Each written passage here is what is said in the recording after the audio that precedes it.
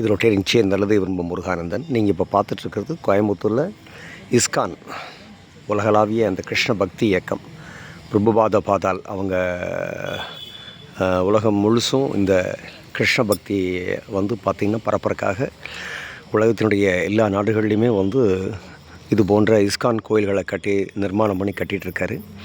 அதன் மூலமாக கிருஷ்ண பக்தியானது உலகம் முழுவதும் மிக அற்புதமாக வளர்ந்துட்டு வருது. இந்த விஷயத்தில் கோயம்புத்தூரில் அதுபோல் இஸ்கான் ஆலயமானது நிர்மாணிக்கப்பட இருக்கிறது. ஒரு 20-25 கோடி ரூபாய் செலவில் அவங்க திட்டம் பண்ணியிருக்காங்க. இஸ்கான் திட்டம் பண்ணியிருக்கு. அதில் நம்ம நம்மளால் முடிஞ்சதை நம்ம தாராளமாக நன்கொடை கொடுப்பதற்கோ, இல்லை கட்டிடம் கட்டுவதற்கான பொருட்களை தருவதற்கோ, இல்லை வேறு யாராவது தரக்கூடியவங்களை அறிமுகப்படுத்தி வச்சு அவர்கள் மூலமாக நன்கொடையை பெறுவதற்கோ, இப்படி பல விதங்களில் நீங்கள் இல்லை வாலண்டியராகவோ நீங்கள் உங்களுடைய கிருஷ்ண பக்தியை காமிப்பதற்கு ஒரு அற்புதமான பெருவாய்ப்பு. நான் இது ஒரு ரொம்ப மகிழ்ச்சியான விஷயமாக நான் சொல்லிக்க விரும்புகிறேன். ஏன்னா ஒரு ஆலயம் நிர்மாணிப்பது அப்படிங்கிறது சாதாரண விஷயம் அல்ல. அது எல்லாருக்கும் சாத்தியமும் அல்ல.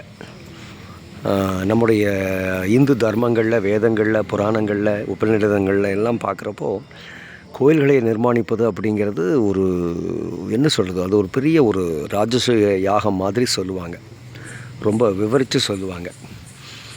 அதுவும் இஸ்கான் போன்ற அமைப்புகளோடு சேர்ந்து நம்ம கோயில் நிர்மாணம் பண்ணிக்கிறப்போ அங்கே தர்மம் எந்நேரமும் ஒழித்து கொண்டே இருக்கும்.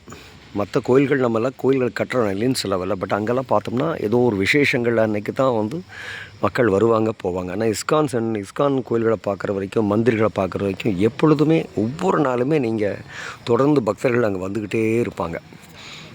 ஏன்னா அவர்கள் அதை நிர்மாணிக்கிற விதமும், அதை நிர்வகிக்கிற திறமும், அங்கே நிகழ்வுகளை அவங்க நடத்தக்கூடிய அந்த விஷயமும் ஒரு துளி கூட அவங்க சம்ஸ்காரத்திலேருந்து விலகிறதே இல்லை. எந்த விதமான ஒரு காம்ப்ரமைஸும் அங்கே இருக்கவே இருக்காது. நம்முடைய தர்மம் என்ன சொல்லுது, நம்முடைய வேதம் என்ன சொல்லுது, பகவத்கீதை என்ன சொல்லுது, அதுதான் அங்கே பார்த்தீங்கன்னா அங்கே கிராமர் இலக்கணமாக இருக்கும்.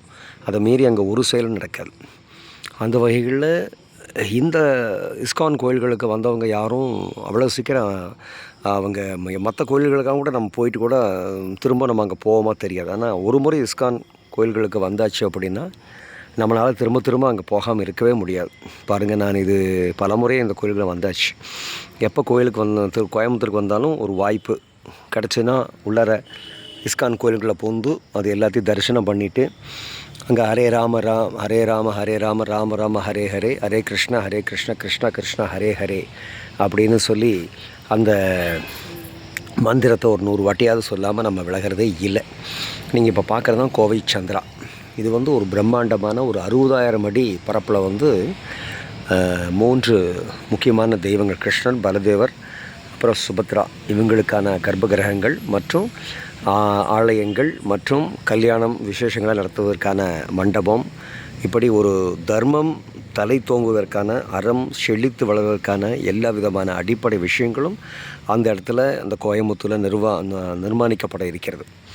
அப்போது இது எப்படி சொல்லலாம், ஒரு நாலந்தா பல்கலைக்கழகம் போல் இது பார்த்திங்கன்னா ஒரு அற்புதமான ஆலயமாக, அறம் சார்ந்த ஒரு தொண்டு நிறுவனமாக இது மலர இருக்கின்றது. அதனால் இப்பேற்பட்ட ஒரு விஷயத்தில் தாராளமாக மனமுவந்து உங்களால் எவ்வளவு முடியுமோ, ஏன்னா இப்படியே ஒரு 3, 4, 5 வருடங்களெல்லாம் ஆகிடும் கட்டி முடிக்கிறதுக்கு. அதனால் நீங்கள் ஒரே தடவை தான் கொடுக்கணும்னு அவசியம் இல்லை. இன்றைக்கி 100 ரூபா கொடுங்க, அப்புறம் பணம் 1000 ரூபா கொடுங்க, இன்னும் பணம் 1 லட்சம் கொடுங்க, இன்னும் பணம் 1 கோடி கூட கொடுங்க. எவ்வளோ இருக்குது அள்ளி கொடுங்க. ஒன்று தெரியுமா உங்களுக்கு, இறைக்கிற கிணறு ஊருன்னு சொல்லுவாங்க. அதை விட நான் சொல்லுவேன், இது போன்ற ஆலயங்களுக்கு நீங்கள் எந்த விதமான எதிர்பார்ப்புமே இல்லாமல், அதாவது நான் இவ்வளோ கொடுத்தேன் எந்த விதமான ஆரவாரமும் இல்லாமல் நீங்கள் இங்கே அள்ளி கொடுக்க